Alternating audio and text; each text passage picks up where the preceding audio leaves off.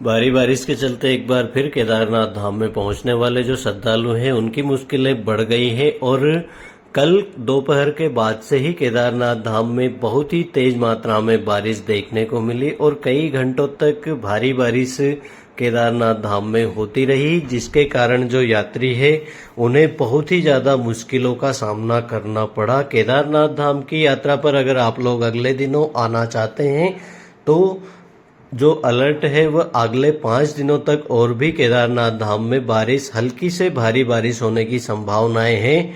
तो केदारनाथ धाम में एक बार जो श्रद्धालु है पहुंच जाते हैं, उसके बाद में चाहे कितनी बारिश होती रहे यात्रियों को ज्यादा परेशानी नहीं उठानी पड़ती, क्योंकि केदारनाथ धाम में बहुत सारे होटल्स है, कैंप है, बहुत सारी दुकानें हैं जहां पर आप बारिश से बच सकते हैं। और केदारनाथ धाम में एक बार आप पहुंच जाते हैं तो आप चाहे बारिश हो या ना हो तो भी आपको यहाँ पे बहुत ही अच्छे से सारी सुविधाएं, सारी चीजें केदारनाथ धाम में देखने को मिल जाती है। मगर जब आप ट्रेकिंग कर रहे हो, गौरीकुंड से केदारनाथ धाम तक का जो डिस्टेंस है आप पैदल पार करते हो, और ऐसे में अगर भारी बारिश शुरू हो जाती है तो यात्रियों को बहुत ही ज्यादा परेशानियां इसलिए भी उठानी पड़ती है क्योंकि इस रास्ते पर रुकने के ज्यादा ऑप्शन नहीं है और बहुत ही सीमित दुकानें हैं, सीमित जगह है जहां पर यात्री थोड़ी बहुत देर के लिए बारिश से बचने के लिए रुक सके।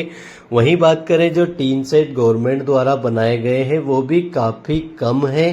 तो ऐसे में जब यात्री यात्रा करते हैं, ट्रेकिंग करते हैं, तो वह भीगने के कारण उनके जो स्वास्थ्य है उसमें भी बहुत ही ज्यादा जो गिरावट है वो देखने को मिल रही है। जो गवर्नमेंट के जो हॉस्पिटल, जो क्लिनिक बनाए गए हैं, मेडिकल बनाए गए हैं, वहां पर बहुत सारे यात्रियों की शिकायतें आ रही है कि उनके स्वास्थ्य में खराबी देखने को मिल रही है। अगर आप लोग आने वाले दिनों में 5 से 6 दिनों तक भी आप केदारनाथ धाम की यात्रा करते हैं तो आपको इस चीज का विशेष ध्यान रखना है कि अपने साथ में रेनकोट और छाता आप जरूर लेके आइए। वहीं केदारनाथ धाम में जो ठंडी है वह भी काफी तेज है। ठंड से बचने के लिए आप अपने साथ में गर्म कपड़े जरूर लेके आइए। केदारनाथ धाम की जो यात्रा है, आप गौरीकुंड से केदारनाथ धाम तक जब पहुंचते हैं, रास्ते में अगर एक बार भी आप रेनकोट भी चाहे पहन के आओ तो भी करीब 1-2-3 घंटे तक अगर बारिश लगातार होती रहती है तो चाहे आपने रेनकोट पहना हो तो भी आप भीग जाते हैं। तो आप छाता अपने साथ में, रेनकोट के साथ छाता भी लेके आइए, जिससे आपको थोड़ी और बारिश से बचने में मदद मिल सके। वहीं केदारनाथ धाम की यात्रा पर अगर आप लोग अभी आते हैं तो बहुत सारे मित्रों के यह भी कमेंट आ रहे हैं कि होटल टेंट के अभी क्या रेट चल रहे हैं और आपको ऐसी बारिश में जो टेंट है उसमें रुकना चाहिए या नहीं रुकना चाहिए। तो मैं आपको बताता हूं कि जब केदारनाथ धाम की यात्रा शुरू हुई थी उस समय पर जो कैंप है उनके जो चार्जेस है वो 500 से 600 रुपए प्रति व्यक्ति हुआ करते थे, मगर अभी उनकी जो कीमत है, जो दाम है, उसमें काफी कमी देखने को मिल रही है।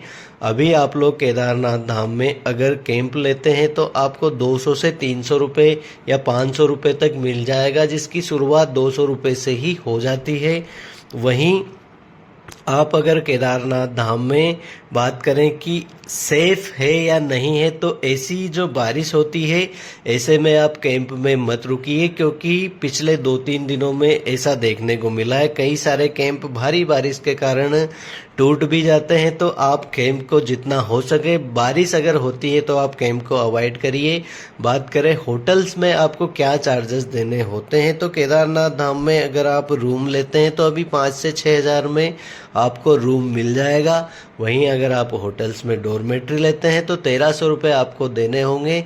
और केदारनाथ धाम की यात्रा पर अगर आप लोग अगले दिनों आना चाहते हैं तो 5 से 6 दिनों तक और भी बारिश होने की संभावनाएं हैं। तो अपने साथ में रेनकोट, छाता, गर्म कपड़े, सारी चीज़ें जरूर लेके आइए और केदारनाथ धाम की जो यात्रा है काफ़ी अच्छे से चल रही है। हालांकि बारिश बहुत ही बड़ी मुसीबत बनी हुई है।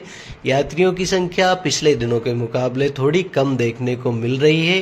तो बहुत ही बढ़िया यात्रा चल रही है। अगर आप लोग आना चाहें तो आ सकते हैं।